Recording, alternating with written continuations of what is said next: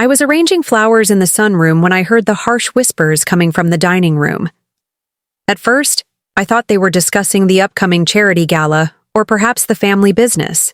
But as I paused, scissors in hand, their words reached me with crystal clarity. "She's nothing but a gold digger, a 68-year-old parasite who swooped in to take advantage of Dad when he was vulnerable. Now look at her, acting like she belongs here in this house that our mother built." My hand stilled over the peonies as my stepdaughter Victoria's venomous words hung in the air. Then came my stepson's voice, cold, calculated, and filled with disdain. "Don't worry. The prenup was iron-clad, and we're amending Father's will tomorrow while she's out at her silly garden club. That woman won't see a penny of the Hamilton fortune when he's gone. She'll be right back where she belongs, in whatever middle-class mediocrity she came from." I didn't drop the scissors. I didn't gasp or cry out. Instead, a small smile formed on my lips as I carefully set down my garden shears and smoothed my apron. The Hamiltons had no idea who they were dealing with. They were so convinced I'd married Charles for his money, so certain I was some desperate old woman clinging to their father's fortune. Before we jump back in, tell us where you're tuning in from, and if this story touches you, make sure you're subscribed because tomorrow I've saved something extra special for you. What they didn't know, what none of them had bothered to discover, was that the gold digger they were plotting against was Margaret Sullivan, sole heir to the Sullivan Shipping empire, with assets that made the Hamilton holdings look like pocket change. I finished arranging the peonies with steady hands, taking my time as the conversation in the dining room shifted to other topics. There was no rush. Let them believe what they wanted about me. I had endured their snide comments and not-so-subtle insults for 3 years now, ever since I'd married Charles at the age of 65.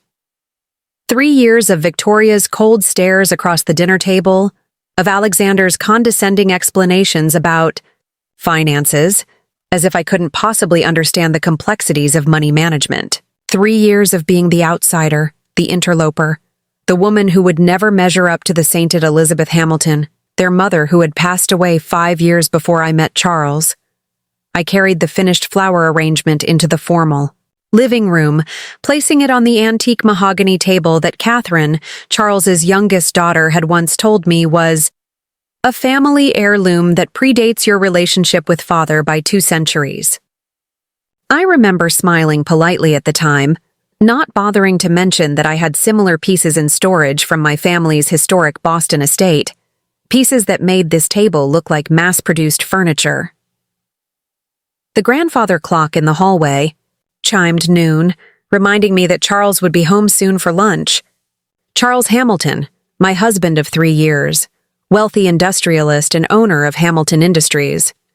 The man who had swept me off my feet at a charity auction, who had pursued me with flowers and handwritten notes, who had proposed under the stars at his vineyard in Napa. Charles, who loved me, not for my money, not for my family name. Charles, who had no idea that his children were plotting against me, or that I was actually wealthier than his entire family combined. I had kept my wealth private not out of deception, but out of desire for authenticity. After my first husband Michael passed away 7 years ago, leaving me the entire Sullivan fortune, I'd endured a parade of suitors who were transparently interested in my bank accounts. When I met Charles at that auction, where I'd donated, anonymously, the relief of being seen as just Margaret, a silver-haired woman in a simple but elegant blue dress, had been intoxicating. When he'd asked about my background, I'd simply said I was comfortable but not wealthy. It wasn't a lie. Comfortable was a laughable understatement, but it had served its purpose. He'd fallen in love with me, not my money. And I had fallen for him, his warmth, his intellect, his passion for life, even at 70. His children, however, had made assumptions from day one. I was older, therefore I was desperate. I had moved into the Hamilton mansion, therefore I was after their inheritance. I dressed simply and didn't flaunt designer labels, Therefore, I must be poor. And now they were plotting to cut me out entirely, to leave me destitute after their father's death. The irony would have been amusing if it weren't so cruel. The front door opened, and Charles's warm voice called out, "Margaret, are you home, my dear?" I smoothed my hands over my simple linen dress and went to greet my husband. Charles looked distinguished as always in his tailored suit, silver hair neatly combed, intelligent blue eyes lighting up when he saw me. "There, you are," he said, taking my hands and kissing my cheek. "How's your morning been?" "Enlightening," I replied with a small smile. "Your children are in the dining room. They've been here for about an hour." Charles's expression tightened almost, imperceptibly. He loved his children, but he wasn't blind to their attitudes toward me. "I didn't know they were coming by." "It seems they wanted to discuss some business matters with you," I said, keeping my voice neutral. "Something about amending your will." A flash of anger crossed his face, quickly controlled. "I see. Well, they can wait a bit longer. I came home to have lunch with my beautiful wife." I squeezed his hand, love welling up inside me. This was why I had kept my silence for 3 years, enduring the snubs and insults. Charles was worth it. But now, with whispered plots and secret meetings, the situation had changed. It was time for the Hamiltons to learn exactly who they were dealing with. Charles and I had just settled in the kitchen nook with sandwiches when Victoria swept in, her perfectly highlighted blonde hair framing a face that had seen the best plastic surgeons money could buy. At 45, she worked hard to look 35, and largely succeeded except for the bitterness that had begun to etch lines around her mouth. "Daddy, we've been waiting for you," she said, pointedly ignoring me. "We need to discuss some important business matters." Charles took a deliberate bite of his sandwich. "Whatever it is can wait until after lunch, Victoria. I'm enjoying some time with Margaret." Victoria's smile tightened. "It's rather urgent, I'm afraid. It concerns the future of Hamilton Industries." "Nothing is so urgent it can't wait 30 minutes, Charles replied firmly. "You and Alexander are welcome to join us for lunch, or you can wait in my study. I'll be there after Margaret and I have finished."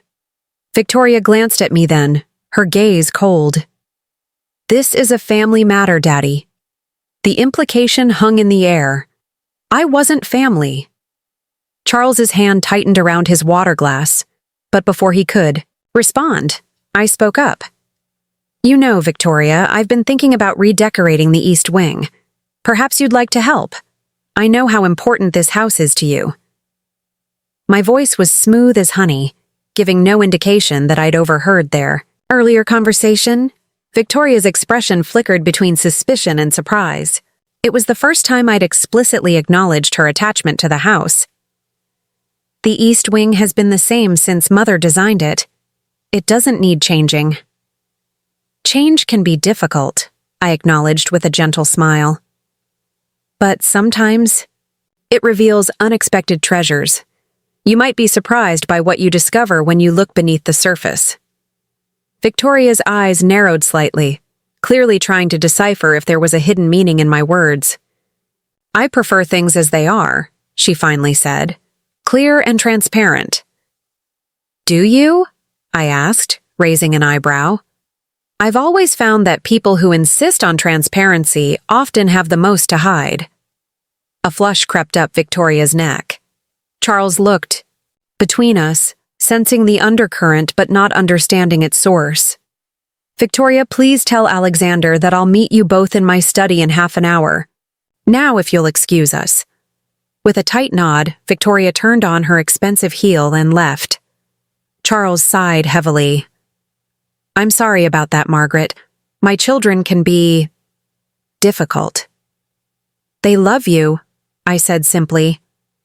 "They're protective of you, of your legacy." "That doesn't excuse their treatment of you," he said, covering my hand with his. "You've been nothing but gracious to them." I smiled, patting his hand. "Don't worry about me, darling. I've developed quite a thick skin over the years." Preparing and narrating this story took us a lot of time, so if you are enjoying it, subscribe to our channel. It means a lot to us. Now back to the story. I paused, considering my next words carefully. Charles, there's something I've been meaning to discuss with you, about my background. His eyes met mine, curious. What is it? But before I could continue, his phone rang, the special ringtone he used for urgent business matters. He glanced at it and grimaced. I'm sorry, my dear. It's the Singapore deal. I have to take this. I nodded in understanding. Go ahead. We can talk later. As he left to take the call, I cleaned up our lunch dishes, thinking about what I had been about to reveal. Perhaps it was for the best that we'd been interrupted. This wasn't a conversation to be rushed, and there were preparations I needed to make first. I dried my hands and headed to the library, where I kept a small writing desk. It was time to make a call of my own, to Jonathan Wells, my personal attorney who had managed the Sullivan affairs for decades. The man who was the only person in this town who knew exactly who Margaret Sullivan Hamilton really was. The library was quiet, sunlight streaming through the tall windows and highlighting the dust motes in the air. I settled into the leather chair at my desk and picked up my private cell phone. Not the one Charles had given me, but my own secure line that I kept for Sullivan business. Jonathan answered on the second ring. Margaret, what a pleasure. It's been too long. Hello, Jonathan. I'm afraid I need your assistance with a rather delicate matter, I said, keeping my voice low despite being alone in the library. Of course. Is everything all right? I explained what I had overheard, Victoria and Alexander's. Plans to amend Charles's will behind my back, their obvious contempt. I see, Jonathan said, his tone serious. And you believe they're acting without your husband's knowledge? Charles would never approve of this. He's fair-minded and generous, but his children have always had an outsized influence on him, especially regarding the family business and inheritance. And you're ready to reveal your true financial status? Jonathan asked. He had never understood my decision to keep my wealth hidden from my new husband and his family. I believe the time has come, yes, but I want to do it carefully, strategically. This isn't about humiliating the Hamiltons. It's about establishing respect. Jonathan chuckled. Margaret, when you reveal that your net worth is roughly 8 times that of the entire Hamilton fortune, respect will be the least of what you establish. I smiled despite myself. Perhaps, but I need your help preparing the necessary documentation, and I'd like you to be present when I make the revelation. Of course. When were you thinking? Their annual family business meeting is next week. All 3 children will be there, along with Charles. It seems the perfect opportunity, don't you think? Indeed. Shall I bring the full portfolio? Yes. And Jonathan? Let's also prepare options for some joint ventures between Sullivan Shipping and Hamilton Industries. This doesn't have to be adversarial. Once they recover from their shock, there could be valuable synergies for both families. Always the businesswoman, Jonathan said approvingly. I'll have everything ready. After ending the call, I sat in contemplative silence.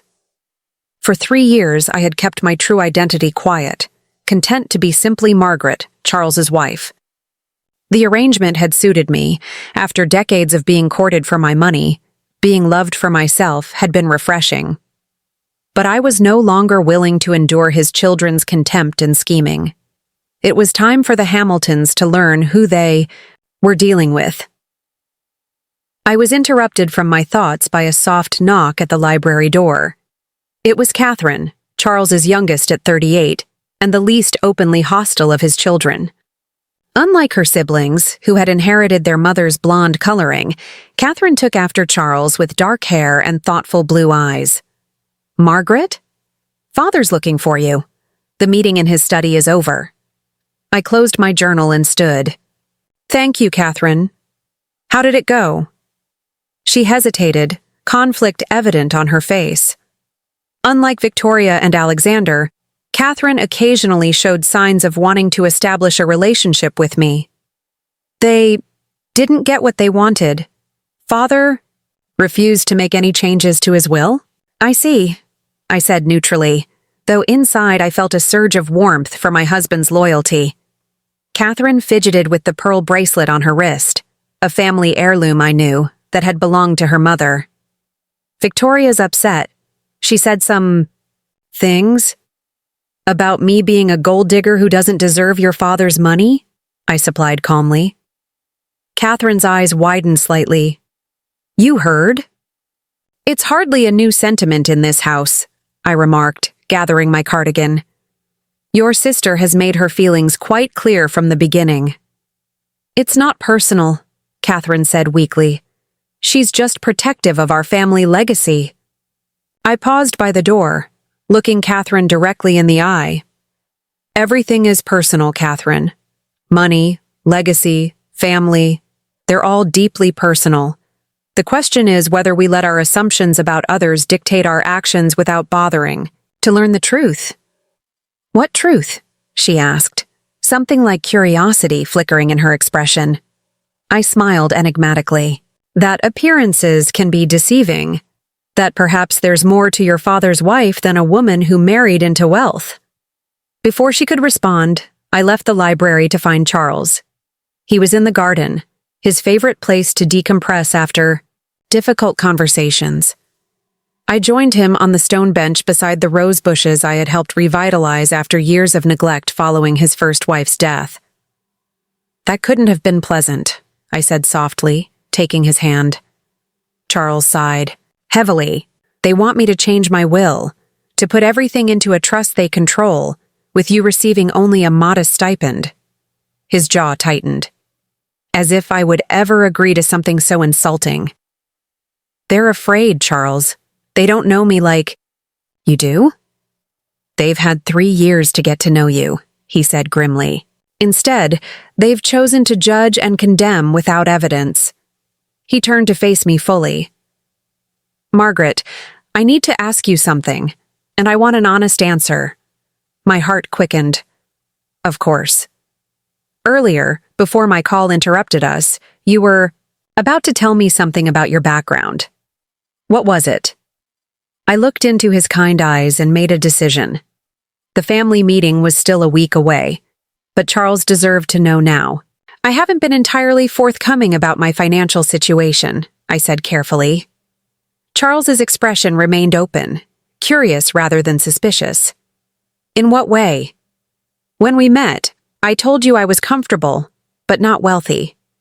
That wasn't exactly accurate. I took a deep breath. Charles, my first husband, was Michael Sullivan, of Sullivan Shipping. His eyes widened slightly. Sullivan Shipping was a global enterprise, one of the largest privately owned shipping companies in the world. Even the business-savvy Hamiltons would recognize the name. Michael Sullivan? The shipping magnate? The one who passed away about 7 years ago? I nodded. Yes, we were married for 40 years. When he died, I became the sole owner of Sullivan Shipping and all associated holdings. I paused, letting that sink in. Charles, I'm not just comfortable. I'm what you might call extremely wealthy. Charles stared at me, processing this information. Then, to my surprise, he began to laugh. A deep, genuine laugh that crinkled the corners of his eyes. Oh, Margaret, he managed between chuckles. If only Victoria and Alexander could hear this. They've been so worried about their inheritance, so convinced you're after the Hamilton fortune. I smiled, relieved by his reaction. And all this time, my portfolio has made the Hamilton holdings look like a modest retirement account. Charles took my hands in his expression growing serious, though his eyes still twinkled with amusement. Why didn't you tell me? Were you testing me? I shook my head. Not testing, no. But after Michael died, I experienced what it's like to be wanted, for money rather than myself.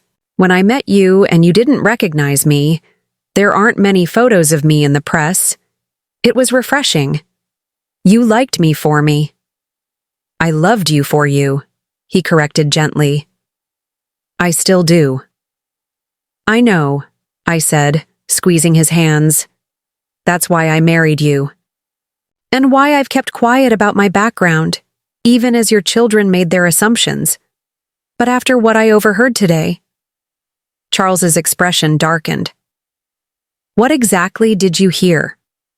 I told him about the conversation between Victoria and Alexander, their plan to amend his will while I was out, their determination to leave me with nothing. Charles's jaw tightened with anger. That's unacceptable. I'll speak to them immediately. I placed a restraining hand on his arm. I have a better idea.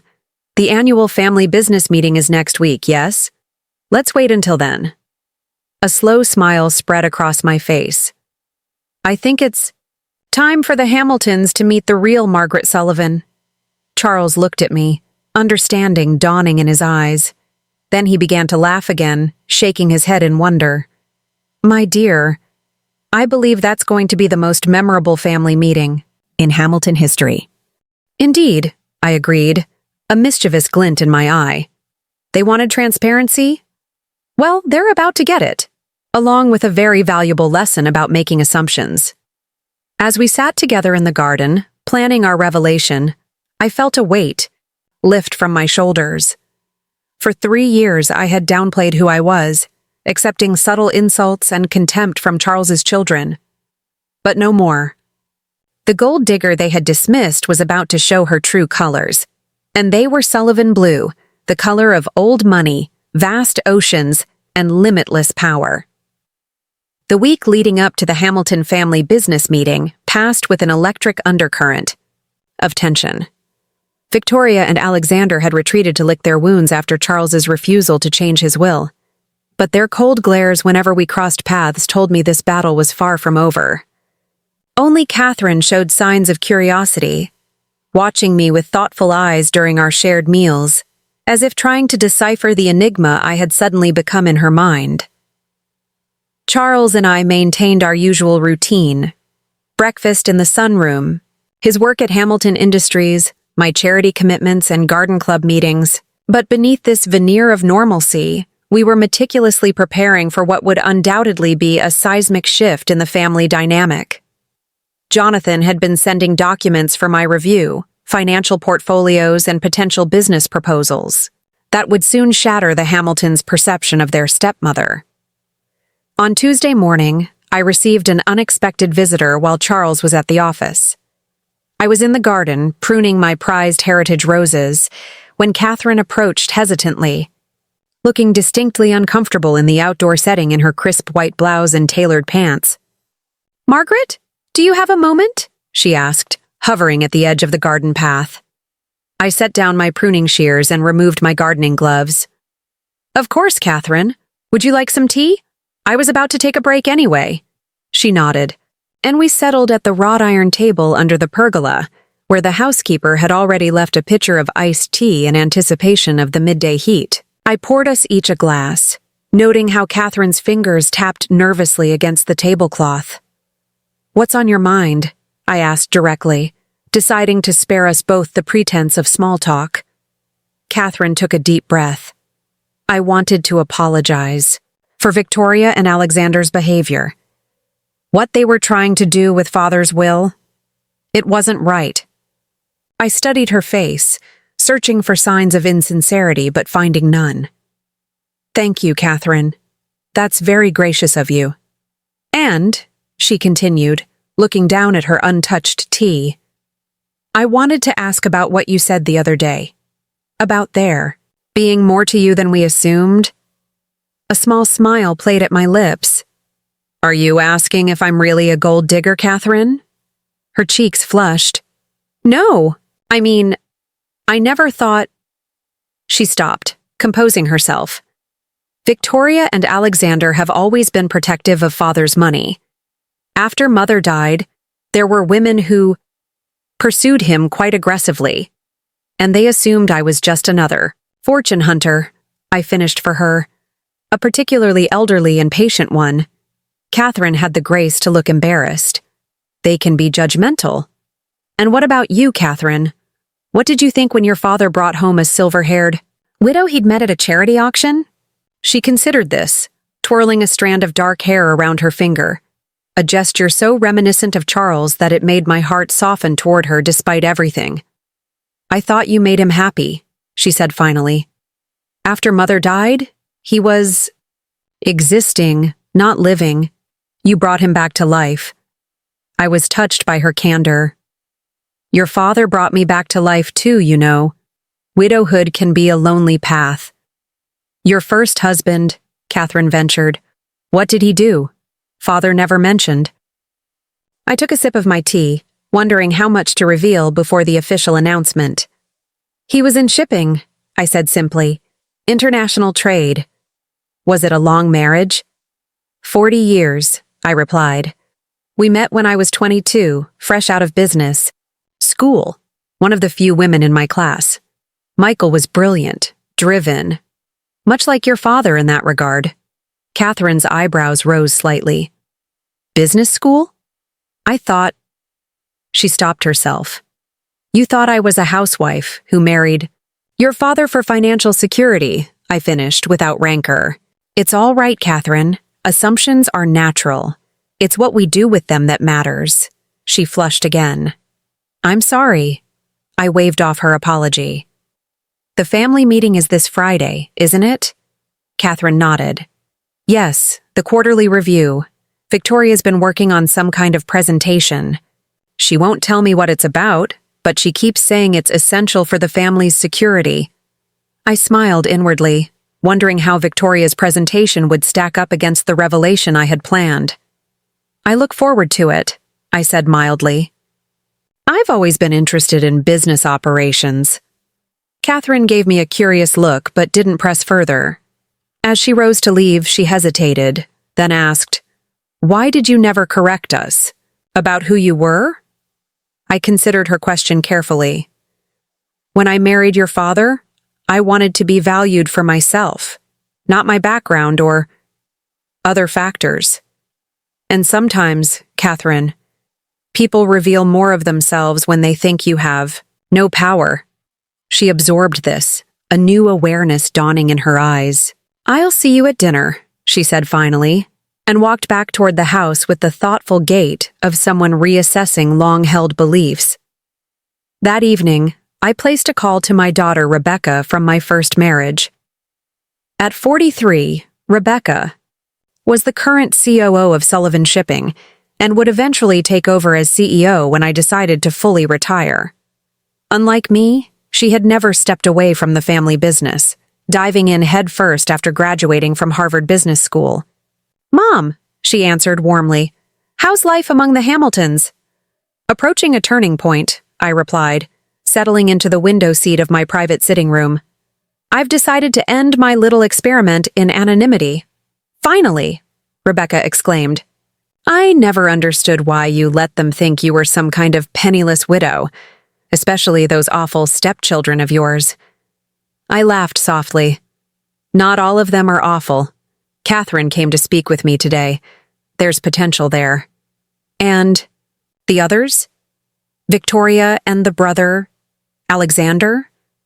They've been plotting to cut me out of Charles's will, I said. They think I'm a burden, a parasite. Rebecca's indignation flowed through the phone. When are you planning to drop the Sullivan? Bomb on them? At the family business meeting this Friday. Jonathan's bringing the documentation. Oh, to be a fly on that wall, Rebecca said with relish. Do you want me there? I could fly in from Boston tomorrow. I considered her offer.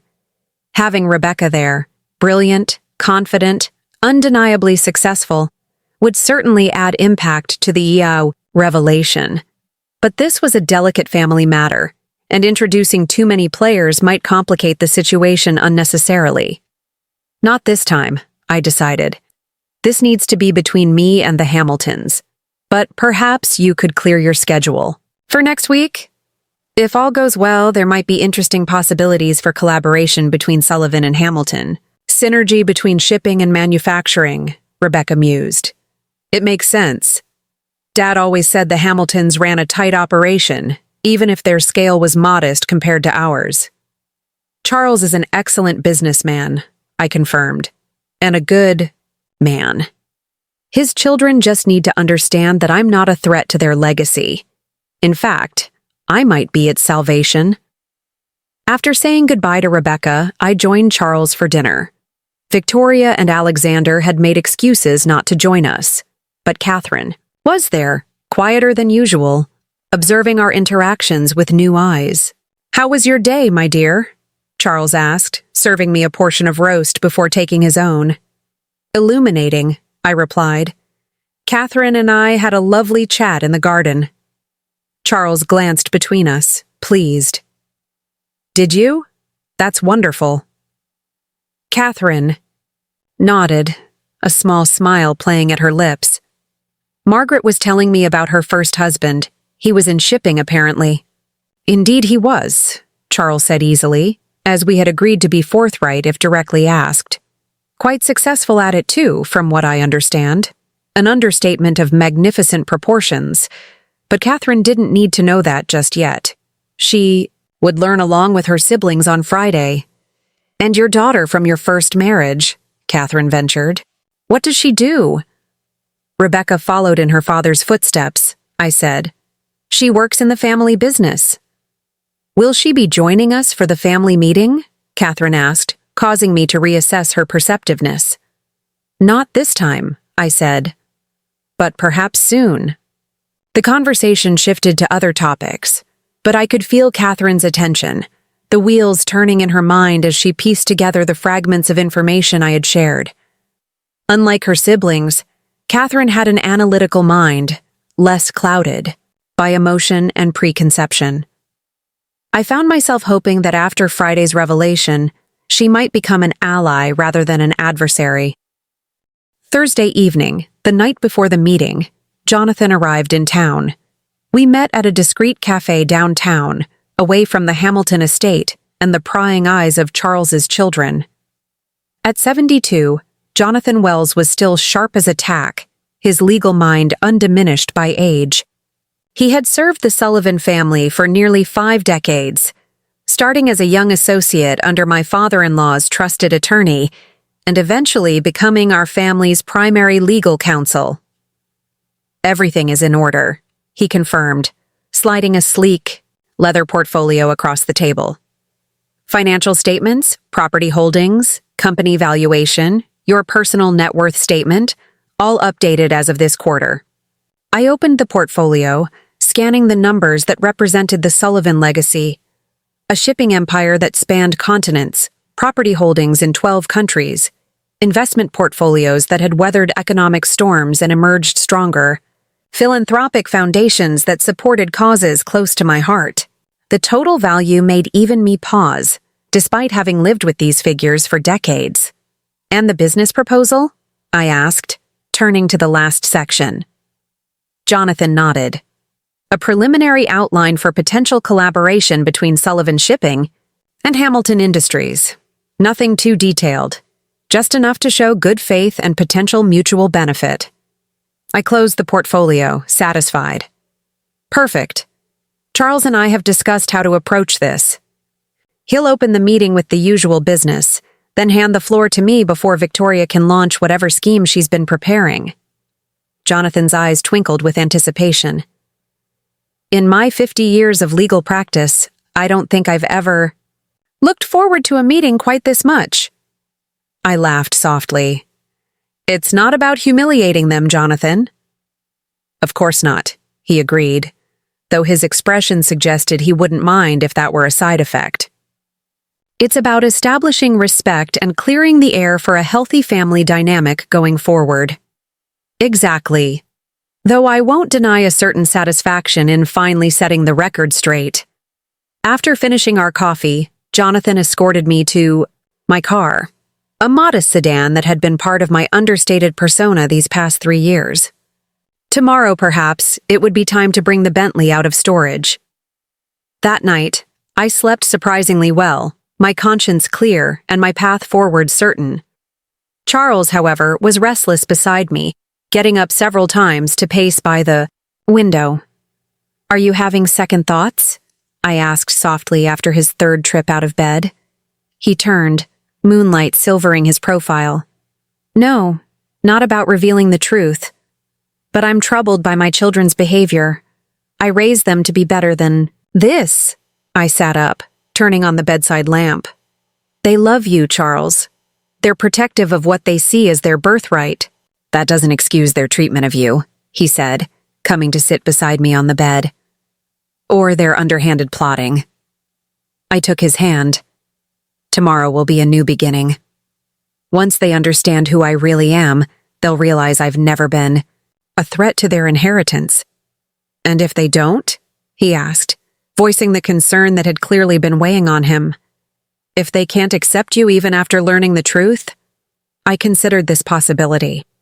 In my business career, I had always planned for contingencies, anticipated potential failures, and prepared accordingly. But in matters of family, the heart and ego were wild variables that couldn't always be predicted or controlled. Then we'll address that situation if it arises, I said finally. But I believe in giving people the chance to rise to their best selves, Charles. Tomorrow, we're giving your children that chance. He kissed my forehead, some of the tension leaving his shoulders. You're remarkable, Margaret Sullivan Hamilton. The most patient, strategic, and kind-hearted woman I've ever known. Save the compliments for tomorrow, I teased gently. After the meeting, you can tell me how brilliant and magnanimous I am. As he laughed and settled back beside me, I allowed myself to imagine the faces of Victoria and Alexander when they learned the truth. Not out of malice, but out of a simple human desire for vindication.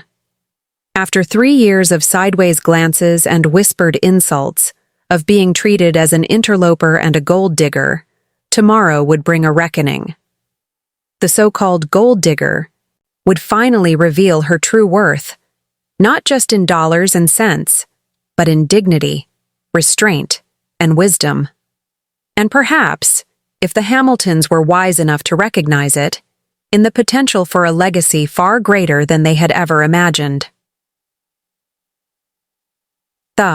Hamilton Industries headquarters occupied the top 5 floors of a gleaming skyscraper in the financial district. As Charles and I rode the private elevator to the executive level, I felt a flutter of anticipation. Not nervousness, exactly, but the familiar surge of adrenaline I used to feel before major business negotiations. I had dressed deliberately, for the occasion in a tailored navy suit, Sullivan blue, though the Hamiltons wouldn't recognize the significance yet, with a subtle strand of pearls that had been in my family for generations. Ready? Charles asked as the elevator doors opened, revealing a corridor of polished marble leading to the boardroom. I squeezed his hand. I've been ready for 3 years. The boardroom was impressive by most standards, floor-to-ceiling windows, offering panoramic city views, a massive mahogany table that could seat 20, state-of-the-art presentation technology.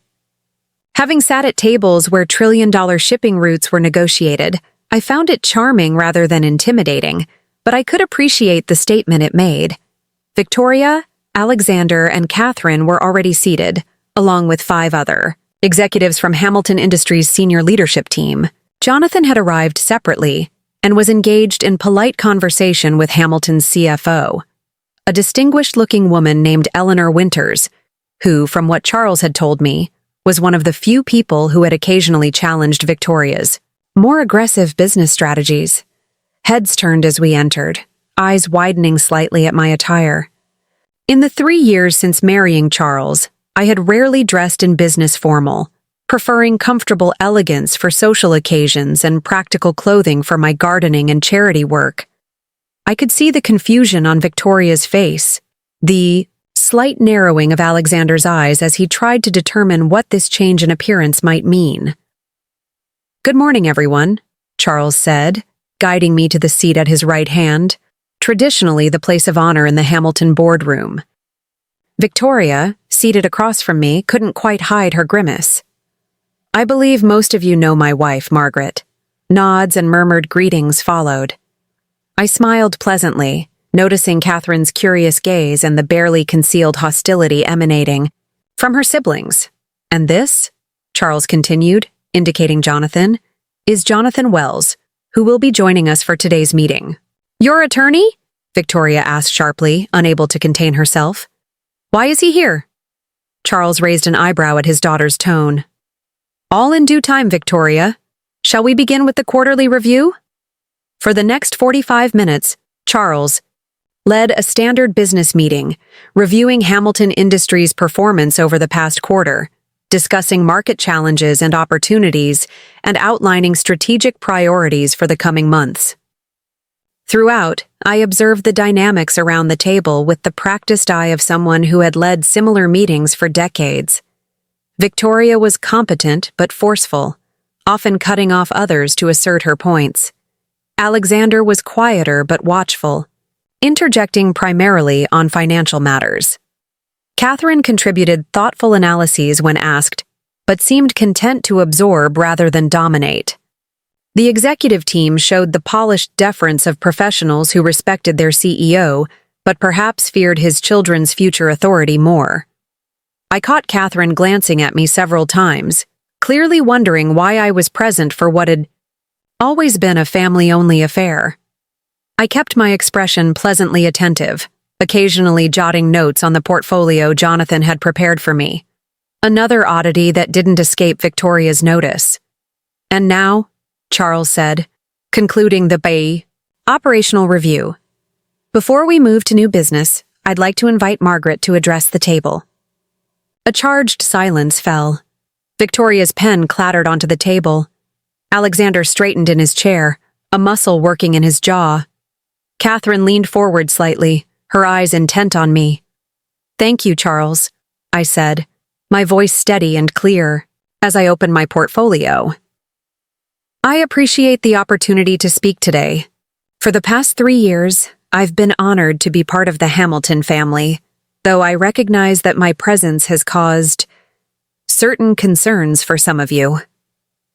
Victoria's lips thinned, but she remained silent. These concerns, I believe, stem largely from assumptions about my background and intentions in marrying Charles. Assumptions that it's time to address directly. I met each of their gazes in turn, including the curious executives who had suddenly found themselves with front-row seats to what was clearly an unexpected family drama. I was born Margaret Elizabeth Sullivan in Boston, Massachusetts, I continued. My father, James Sullivan, founded Sullivan Maritime Trading in 1938, which my first husband, Michael Sullivan, later expanded into what is now known as Sullivan Shipping International. A ripple of recognition passed through the room. Sullivan Shipping was a corporate behemoth, one of the largest privately held companies in the world, with a fleet that transported everything from consumer goods to industrial machinery across every major shipping route on the planet. When Michael passed away 7 years ago, I said, I became the sole shareholder and chairman of Sullivan Shipping, positions I still hold today, though daily operations are managed by our executive team, including my daughter Rebecca, who serves as COO. Alexander's face had gone pale. Victoria sat frozen, her expression caught between shock and disbelief. Catherine's eyes had widened, her keen mind already calculating the implications. Jonathan, I said, turning to my attorney, would you please distribute the materials we've prepared? Jonathan rose and placed identical folders in front of each person at the table. Inside, you'll find an overview of Sullivan Shipping's current operations, financial position, and global footprint, I explained as they opened the folders. You'll also find a statement of my personal holdings separate from the company assets. The room fell silent as eyes scanned the documents, taking in figures that told a story far different from the one the Hamiltons had believed, a story of wealth that dwarfed their own considerable fortune many times over. Eleanor Winters, Hamilton's CFO, was the first to react, her eyes widening as she flipped through the pages. This is extraordinary, she murmured, professional composure momentarily slipping. Victoria finally found her voice. This is absurd, she sputtered, looking up from the documents with flushed cheeks. If this were true, why would I? Marry your father without revealing my financial status? I finished for her. Because, Victoria, contrary to what you and Alexander have believed, not everyone views marriage as a financial transaction. I married Charles because I fell in love with him. His character, his intellect, his kindness.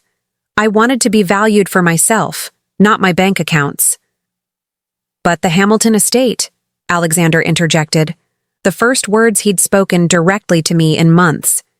You moved into our family home. Because Charles asked me to, I said simply. My primary residence in Boston and my other properties remained in my name. I could have insisted we live elsewhere. But I understood the Hamilton estate's importance to your family legacy. It was not a sacrifice for me to honor that. Charles reached over and took my hand, his expression a mixture of pride and love. For 3 years, he said, addressing his children directly, Margaret has endured your suspicion and, at times, outright hostility, all because you assumed she married me for money. The irony would be amusing if it weren't so painful. Victoria's face had shifted from shock to a defensive anger. You deliberately deceived us, she accused me. You let us believe— I never lied to any of you, I interrupted firmly. Not once. You never asked about my background beyond the most superficial details. You were too busy assuming I was an opportunistic gold digger to consider any alternative. But why reveal this now? Catherine asked, her analytical mind cutting straight to the heart of the matter. After 3 years of saying nothing, I met her gaze directly. Because I overheard you and your siblings discussing plans to amend your father's will to cut me out entirely. You called me, and I quote, a 68-year-old parasite who swooped in to take advantage of Dad when he was vulnerable. The executives around the table shifted uncomfortably, suddenly very interested in their water glasses or notepads. Victoria had the grace to flush crimson, while Alexander stared stonily at the documents before him. I've been patient with your assumptions and insults, I continued, my voice level but firm. I've tolerated them because I love your father and wanted to give his children time to know me as a person. But I draw the line at secretive attempts to disinherit me, not because I need Charles's money, as you now understand, but because such actions reveal a profound lack of respect for both me and your father's judgment. An uncomfortable silence fell over the room. Charles cleared his throat. I think what Margaret is trying to say is that it's time for a reset in our family dynamics, a chance to build relationships based on truth rather than misconception. I nodded, turning to the final page in the folder I'd prepared. Which brings me to the last item I'd like to discuss today. On page 12, you'll find a preliminary proposal for strategic collaboration between Sullivan Shipping and Hamilton Industries. The atmosphere in the room shifted perceptibly as business curiosity temporarily overrode family drama. Even Victoria couldn't help but turn to the indicated page. Sullivan's global shipping network, combined with Hamilton's manufacturing capabilities, presents significant opportunities for vertical integration, I explained. Reduced shipping costs for Hamilton products, prioritized transport scheduling, potential for joint expansion into emerging markets. Eleanor Winters was nodding thoughtfully, already seeing the possibilities. This could revolutionize our Asia-Pacific strategy, she noted, glancing at Charles. The cost savings alone would be substantial. This isn't a bribe, I clarified, looking directly at Victoria and Alexander. It's a legitimate business opportunity that could benefit both our companies. But it requires something essential: mutual respect and trust between our families. Catherine was studying the proposal with keen interest. The operational synergies are compelling, she noted, addressing me directly with a newfound professional respect. Have you considered how this might affect Hamilton's existing shipping contracts? A valid question, I acknowledged. And exactly the kind of practical consideration we would address in more detailed discussions. Jonathan has prepared a preliminary analysis of contract integration strategies, if you're interested. For the next 20 minutes, the conversation shifted toward business possibilities, with Catherine and the Hamilton executives engaging substantively with the proposal. Victoria remained notably silent, while Alexander contributed a few terse but relevant questions about financial implications. As the discussion wound down, Charles checked his watch. "I think we've covered a lot of ground today, both personal and professional. Why don't we adjourn for lunch? Margaret has arranged a private dining room at the Metropolitan Club where we can continue our conversation in a more relaxed setting." The executives excused themselves, leaving only the family members and Jonathan. As the room cleared, Victoria finally looked directly at me, her expression a complex mixture of emotions. "All this time," she said quietly, "you could have bought and sold Hamilton Industries 10 times over." "The point was never about money, Victoria," I replied evenly.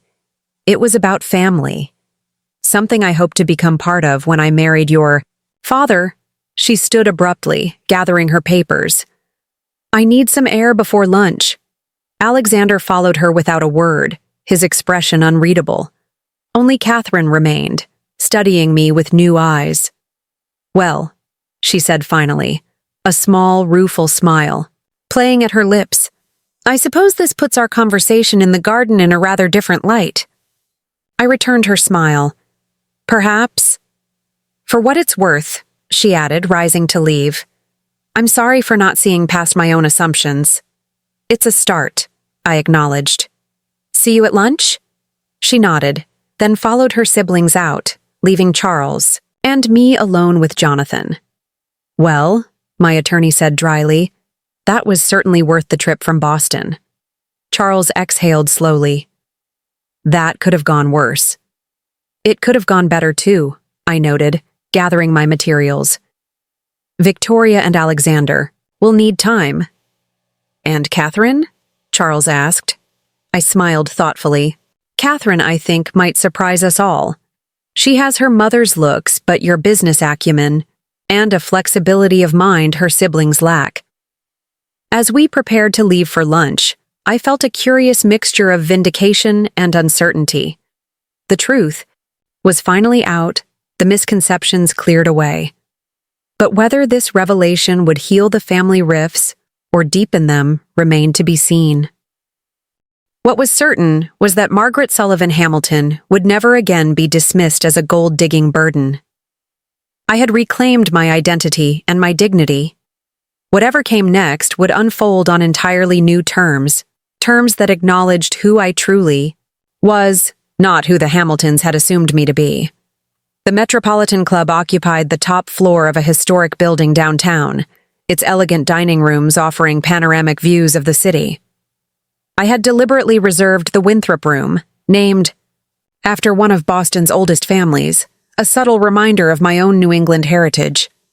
A small, private space with a single table, it provided the perfect setting for what would inevitably be a tense family lunch.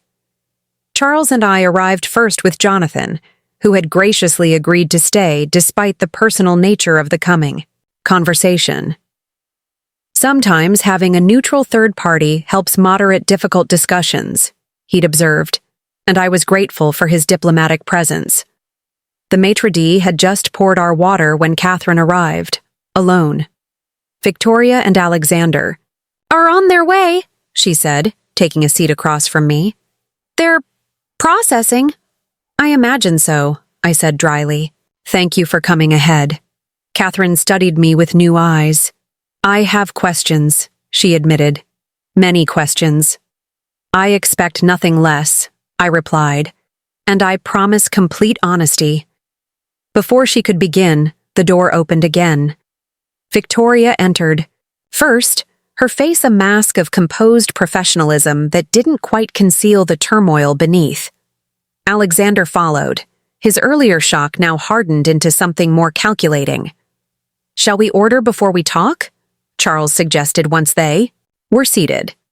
No one objected, and we went through the motions of selecting from the menu. I noticed Victoria chose the most expensive entree, a small, petty gesture that revealed she was still off balance. After the waiter departed, a heavy silence fell over the table. Finally, Alexander broke it. "So," he said, his voice deliberately, casual as he stirred his iced tea. "Sullivan Shipping, the Sullivan family. One might wonder why there's been virtually no press coverage connecting Margaret Hamilton with one of the world's largest shipping empires." His implication was clear.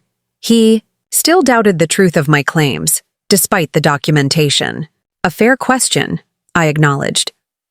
"When Michael was alive, he was the public face of Sullivan Shipping. I preferred to remain private, focusing on our philanthropic foundation and strategic planning.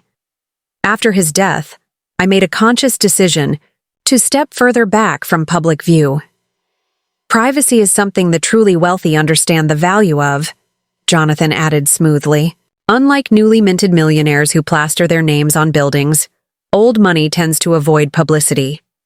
Victoria's lips thinned at what she clearly perceived as a dig at the Hamilton family, whose name adorned their headquarters. "Rebecca handles most public-facing aspects of the business now," I continued. "If you Google Sullivan Shipping, you'll find numerous mentions of Rebecca Sullivan, COO, but very few references to me." "Convenient," Victoria muttered. Charles set down his water glass with more force than necessary. "Victoria, enough. The documentation you've seen is legitimate. Margaret's identity and financial status have been verified beyond any reasonable doubt. If you persist in suggesting otherwise, this lunch will be very short indeed." Victoria flushed but didn't back down. "Fine. Let's say it's all true. That still doesn't explain why you kept this from us for 3 years. Why the deception?" "There was no deception," I corrected firmly. "Only discretion. And as for why," I glanced at Charles, who nodded encouragingly. "When Michael died, I discovered how quickly wealth changes how people see you. Suddenly, I wasn't Margaret Sullivan the person, but Margaret Sullivan the billionaire widow. Every interaction became suspect. Was someone being kind because they liked me, or because they wanted something from me?" I took a sip of water, gathering my thoughts. "When I met your father at the charity auction, he had no idea who I was. He saw me. Just me. Do you have any idea how rare and precious that is?" Something flickered in Catherine's eyes. Understanding. Perhaps even sympathy. "After we started dating, I considered telling him," I continued. "But the longer I waited, the more complicated it became. And the truth is, I was enjoying being valued for myself, not my bank account." "So you moved into our family home, let Dad buy you things, all while sitting on a fortune?" Alexander challenged. "Your father insisted I move into the Hamilton estate because it meant something to him." "To your family history," I replied evenly. "As for gifts, I've accepted very few, and those of sentimental rather than monetary value. Check your father's financial records if you doubt me." Victoria leaned forward, her eyes narrowed. "What about the prenup? Did you sign it knowing all along it was irrelevant?" "I signed it because it was important to your father to protect your inheritance," I said simply. "And yes, I knew my own assets were secure. But that doesn't make the prenup meaningless. It established clean boundaries, which is always wise in marriage, regardless of relative wealth." The arrival of our first course provided a momentary reprieve from the tension. As we began eating, Catherine spoke up for the first time since her siblings had arrived. "I'd like to hear more about Sullivan Shipping," she said. "The global logistics challenges you must navigate are fascinating from an operations perspective." I smiled, recognizing the olive branch she was extending. For the next several minutes, I outlined some of the company's current strategies and challenges. The shift toward green shipping technology, regulatory complexities in emerging markets, the integration of AI and route optimization. Catherine asked intelligent questions, demonstrating a genuine interest that gradually drew even Alexander into the conversation. Victoria remained largely silent, picking at her salad and watching the exchange with unreadable eyes. When our main courses arrived, she finally spoke again. "This collaboration proposal," she said, indicating the document we'd reviewed earlier, "is it contingent on our acceptance of your revelation?" "The business opportunity stands on its own merits," I replied. "Sullivan Shipping has been considering strategic partnerships in manufacturing for some time. Hamilton Industries is an excellent candidate regardless of my marriage to your father. But surely there are larger manufacturing conglomerates that would offer more significant advantages," she pressed. I met her gaze directly. "Larger, yes. Better run? Not necessarily. Hamilton Industries has an exceptional operational efficiency, record and innovation pipeline. Those factors matter more than sheer size." Victoria seemed taken aback by the genuine professional respect in my assessment. "However," I continued, "while the business case is solid, I won't pretend personal relationships are irrelevant. Any partnership requires trust. If you and Alexander cannot move past seeing me as an enemy or interloper, collaboration would be difficult regardless of potential profits." Alexander set down his fork. "You must understand our perspective. For 3 years, we've operated under certain assumptions about our family's future, the company's direction." "Assumptions that were never validated," Charles interjected. "Assumptions based on prejudice rather than facts." "Perhaps," Alexander acknowledged reluctantly. "But this changes everything." "Does it?" I asked quietly. "Does knowing I have my own wealth change who I am as a person? Does it alter my character, my values, my love for your father?" "It changes the power dynamic," Victoria said bluntly. I nodded, appreciating her candor if not her tone. "Yes, it does. But perhaps not in the way you think. It means I have never needed anything from the Hamilton family except acceptance. It means your inheritance has always been secure. It means the only thing I've ever wanted was to be part of your family.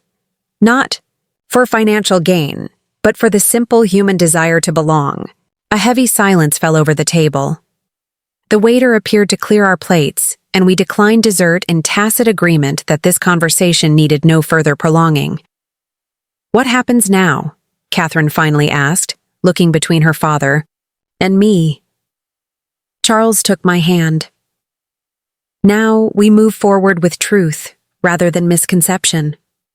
Margaret and I will continue our life together. Hamilton Industries will continue under my leadership, with all 3 of you playing the roles you've earned through your own merit." He paused, looking at each of his children in turn. "And perhaps, if you're willing, we might explore how this new knowledge creates opportunities rather than threats." Victoria pushed back her chair abruptly. "I need time to think about all this." "Of course," I said. "This is a significant adjustment. I don't expect immediate acceptance." Alexander rose as well, his expression guarded but less openly hostile than before. "The collaboration proposal, may I keep it to review more thoroughly?" "Certainly," I replied, surprised by this concession. "Jonathan can provide additional details if you have questions." Victoria was already halfway to the door, but Alexander hesitated. "For what it's worth," he said stiffly, "I apologize for any assumptions that may have been unfair. It wasn't exactly warm, but it was something." "Thank you, Alexander." After they departed, Catherine remained, studying me with thoughtful eyes. "You know," she said finally, "when I was 12, my mother told me something I've never forgotten. She said, 'Catherine, in business and in life, the person who holds the real power is rarely the one shouting about it.'" I smiled, recognizing Elizabeth Hamilton's wisdom. By all accounts, she had been a remarkable woman. "Your mother sounds like someone I would have respected greatly." "I think," Catherine said slowly, "she might have respected you too." She stood and gathered her purse. "I have a meeting this afternoon, but perhaps we could have tea tomorrow? I'd like to hear more about your foundation work." I'd like that very much, I replied warmly. After Catherine left, Charles, Jonathan, and I remained. At the table, the tension of the past hours finally dissipating. Well, Jonathan said, that went better than I expected with at least one of them. Charles sighed. Victoria has always been the most like her grandfather. Stubborn, proud. She'll take the longest to come around if she ever does. And Alexander? I asked. Alexander follows the money, Charles said frankly. Always has. Once he fully processes the business opportunities your connection represents, he'll adjust his perspective accordingly. Mercenary but practical, Jonathan observed. And Catherine seems genuinely interested in building a relationship, I noted, not just because of Sullivan Shipping, but because she's intellectually curious. Charles smiled proudly. She's always been the thoughtful one, less concerned with power and status than with understanding how things work, including people. As we left the restaurant, I felt lighter than I had in years. The truth was finally out, for better or worse. The path forward might not be smooth, but at least it would be honest. Dinner at home tonight? Charles asked as we reached our cars. Just the two of us? Perfect, I agreed, kissing his cheek. I think we've had enough family drama for one day. Jonathan bid us farewell, promising to send the additional materials Alexander had requested. As I watched his car pull away, I reflected on how differently this day had unfolded from what Victoria and Alexander had planned just a week ago. Their scheme to cut me out of Charles's will, their certainty that I was nothing but a financial burden. The Bentley I had kept in storage for 3 years was being delivered to the Hamilton estate that afternoon, a small but symbolic step in reclaiming my full identity. Not as a statement of wealth or power, but simply as an acknowledgement that I no longer needed to hide who I was. That evening, as Charles and I shared a quiet dinner on the terrace, my phone chimed with an email notification. It was from Rebecca. Well? She'd written, "Don't keep me in suspense. How did the grand revelation go?" I smiled, typing back a brief response. One ally, one pragmatist, one holdout. Progress, not perfection. Details when you visit next week. Charles refilled our wine glasses. To truth, he said, raising his in a toast. To new beginnings, I countered, clinking my glass against his. Whatever came next, whether Victoria's continued resistance or Alexander's calculated reassessment, or Catherine's genuine outreach, I faced it now as my complete self. Not Charles Hamilton's supposedly gold-digging wife, but Margaret Sullivan Hamilton, with all the strength, wisdom, and resources that identity entailed. The parasite they had dismissed now stood revealed as a powerful ally or formidable opponent. The choice was theirs. And for the first time in 3 years, I was finally free to be exactly who I was, without apology or pretense. 1 month after the revelation at Hamilton Industries, I stood at the window of my Boston office, watching seagulls circle the harbor. Sullivan Shipping's headquarters occupied a historic brick building overlooking the water, its understated elegance reflecting the company's philosophy of substance over show. I had been spending more time here lately, re-engaging with aspects of the business I had delegated during my self-imposed semi-retirement. Behind me, Rebecca was reviewing the final details for tomorrow's meeting with Hamilton Industries executive team, the first formal discussion of our potential collaboration. At 43, my daughter was the picture of confident competence, her dark hair cut in a sleek bob, her gestures economical as she marked key points in the presentation.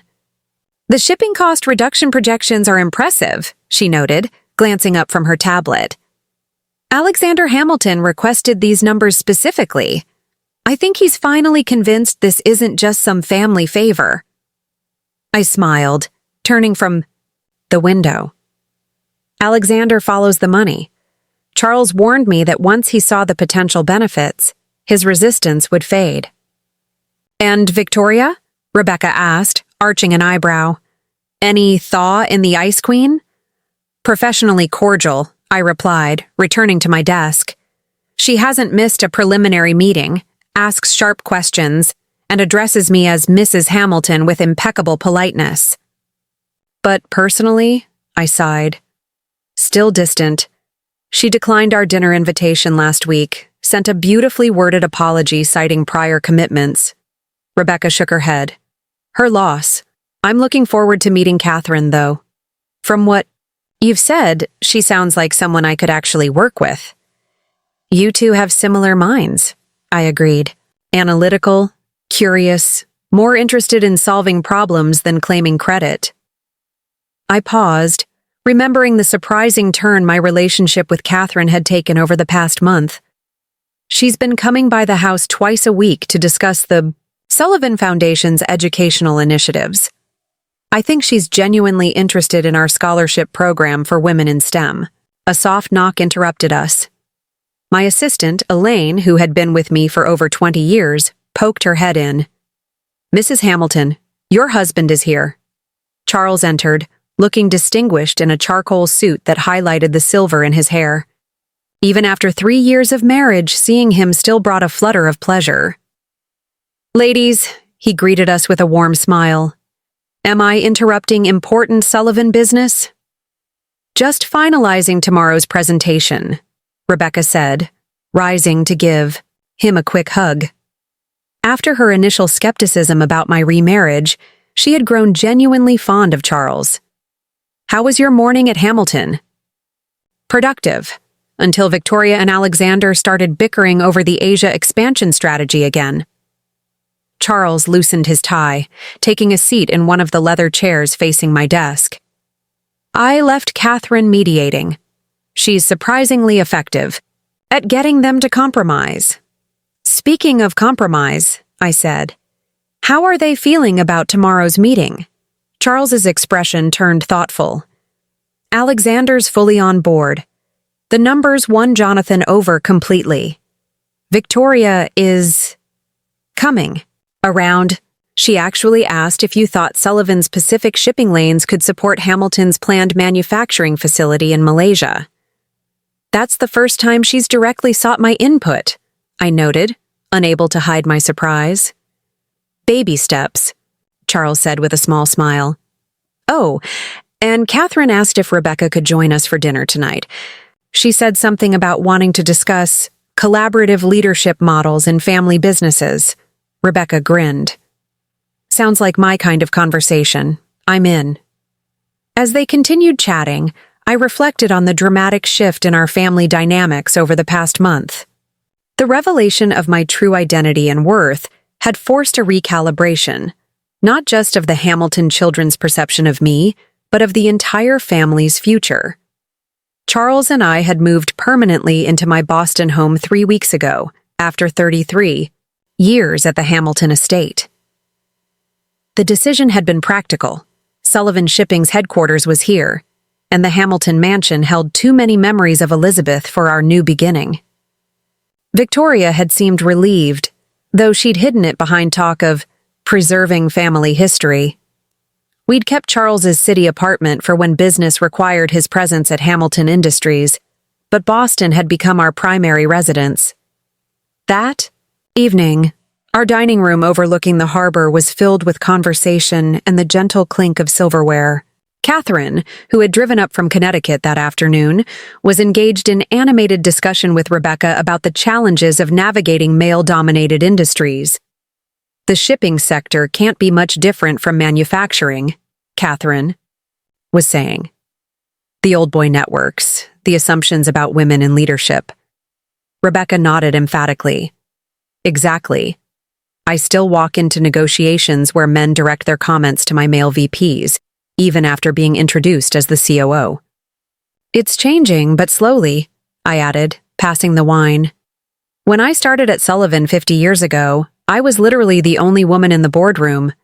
Now our executive team is nearly 40% female. Hamilton is behind on that metric, Catherine admitted. Only 22% of our senior leadership is female. It's something I've been pushing to address, but Victoria, ironically, has been resistant. Victoria believes in earning her place through merit alone, Charles observed. She's proud of achieving her position without, as she puts it, special consideration. That's the trap, though, Rebecca pointed out. The system is already skewed. Acknowledging that isn't asking for special treatment. It's recognizing reality. Catherine nodded thoughtfully. I've tried to explain that diversifying our leadership isn't about lowering standards. It's about removing artificial barriers. But Victoria sees any diversity initiative as implying she didn't earn her success. The conversation continued through dessert, ranging from business strategy to art, politics to technology. By the time we moved to the living room for coffee, I noticed Catherine checking her watch with a frown. Expecting a call? I asked. She hesitated.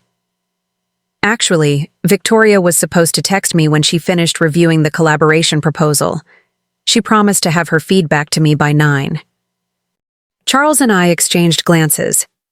Victoria's engagement with the Sullivan-Hamilton project had been professionally thorough, but personally detached. Perhaps she's still working on it, Charles suggested. You know how meticulous she can be.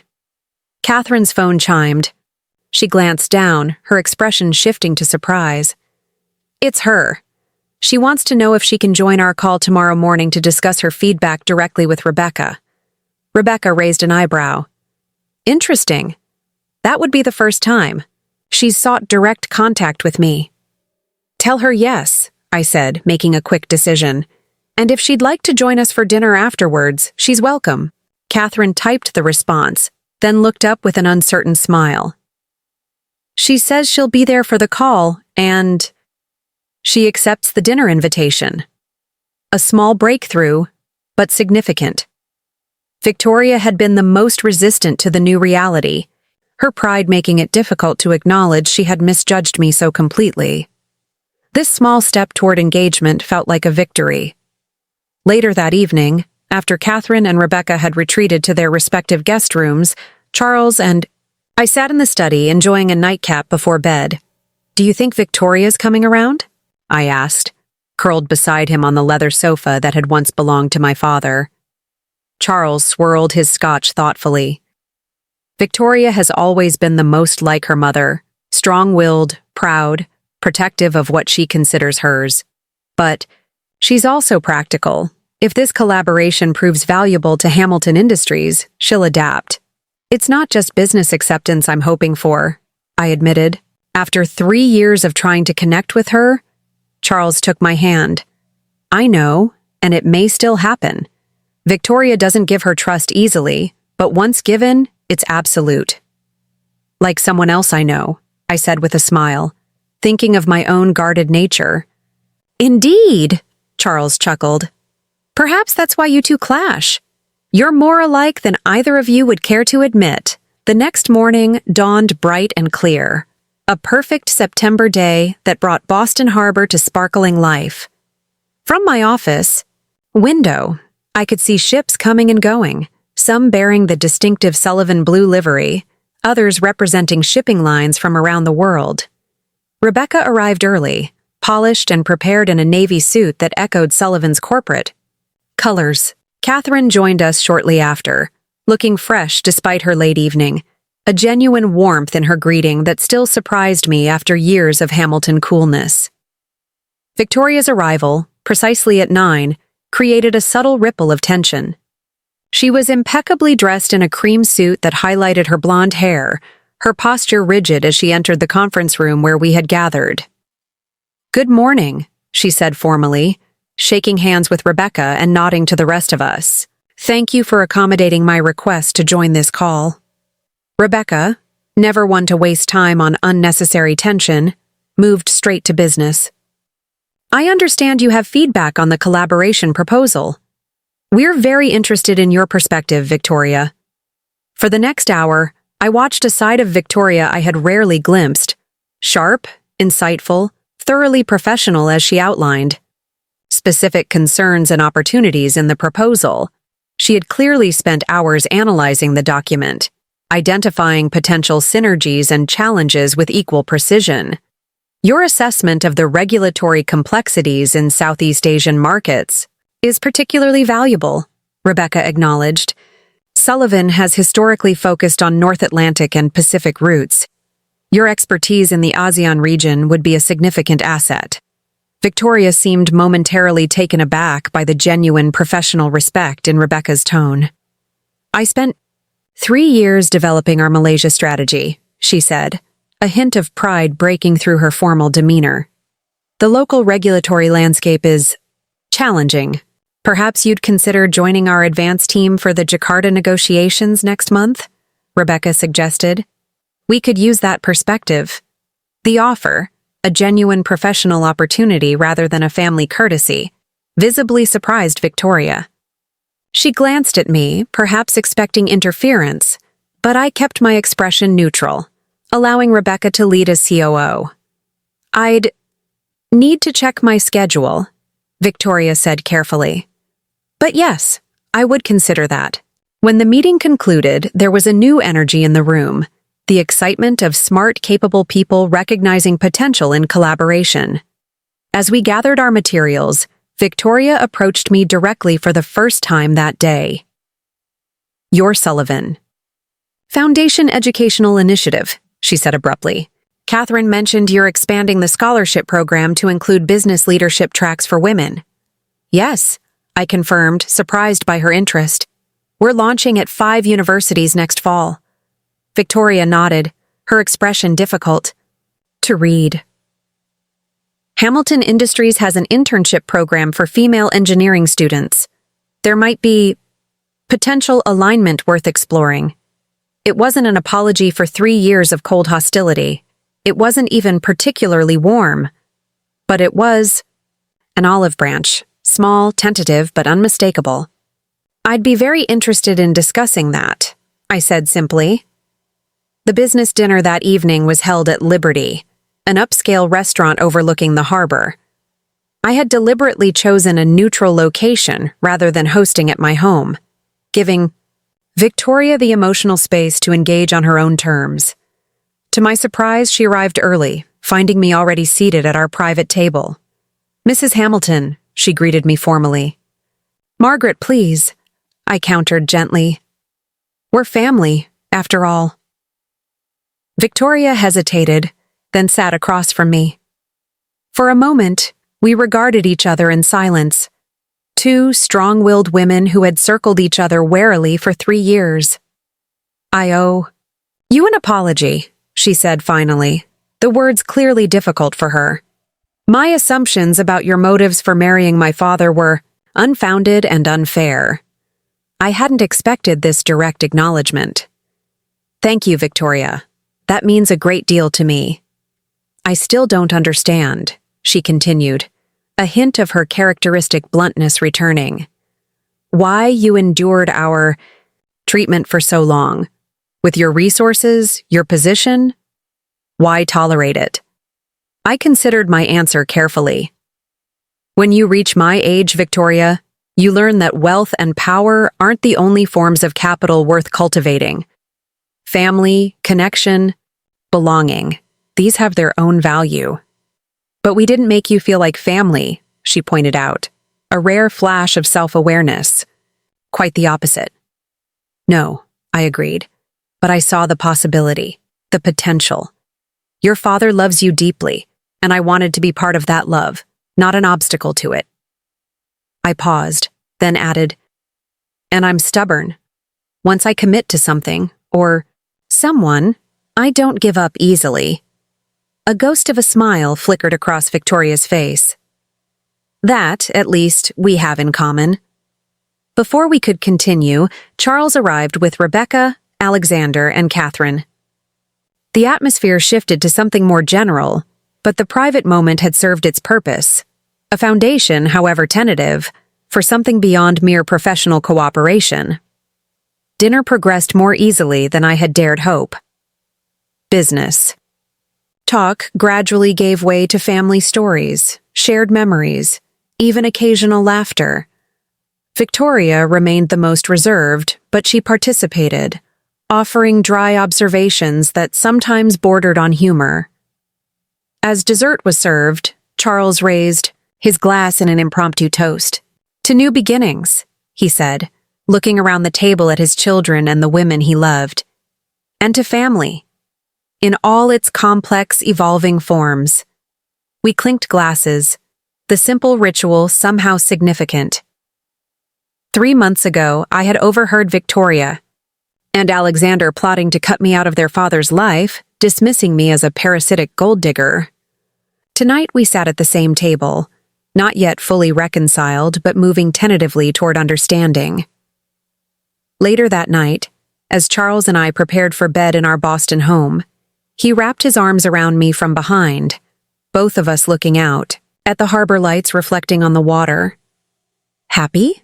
he asked softly. I leaned back against him, considering the question. Content, I decided, hopeful. Victoria's olive branch surprised me, he admitted. I wasn't sure she'd ever been that pride of hers. "She's your daughter," I said. Stubborn but not unreasonable. She needed time to adjust her worldview.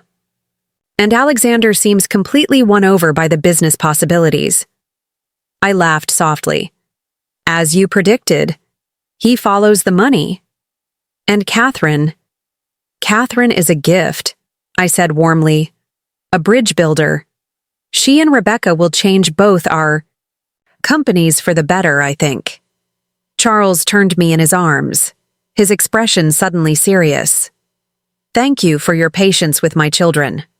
A lesser woman would have revealed her true worth much sooner, forced their respect rather than earning it. Forced respect isn't respect at all, I countered. Besides, there was something liberating about being underestimated. It made their eventual recognition more meaningful. He chuckled, shaking his head in wonder. The gold digger who was worth billions all along. It would make quite a story. Our story, I corrected, rising on tiptoe to kiss him. Still being written day by day. As we settled into bed, I reflected on the long, strange journey that had brought us here. From that first meeting at the charity auction, where Charles had seen me simply as Margaret, not as the Sullivan Shipping heiress. Through 3 years of enduring his children's suspicion and contempt, to the dramatic revelation and now, finally, the first tentative steps toward genuine family connection. Victoria had called me a parasite, a gold digger, a burden. She had assumed I married her father for financial security, never imagining that I brought to the marriage wealth that dwarfed the Hamilton fortune many times over. But in the end, the revelation of my true worth had never been about money. It had been about identity, respect, and the complex dance of family dynamics. The gold they had accused me of digging had turned out to be something far more valuable than mere finances, the precious metal of truth, understanding, and perhaps, someday love. At 68, I had learned that some treasures take time to unearth. But with patience, perspective, and the wisdom that only comes with years, even the most unlikely bonds could begin to form. The Hamilton children were not my flesh and blood, but they were part of the man I loved, and therefore, part of my heart. Gold. Digger? Perhaps. But the gold I sought had always been the kind that couldn't be counted in dollars or displayed in vaults, the rich, complex wealth of family, belonging, and acceptance. And at last, that precious vein was beginning to glimmer. On the horizon, up next, you've got 2 more standout stories right on your screen. If this one hits the mark, you won't want to pass these up. Just click and check them out. And don't forget to subscribe and turn on the notification bell so you don't miss any upload from us.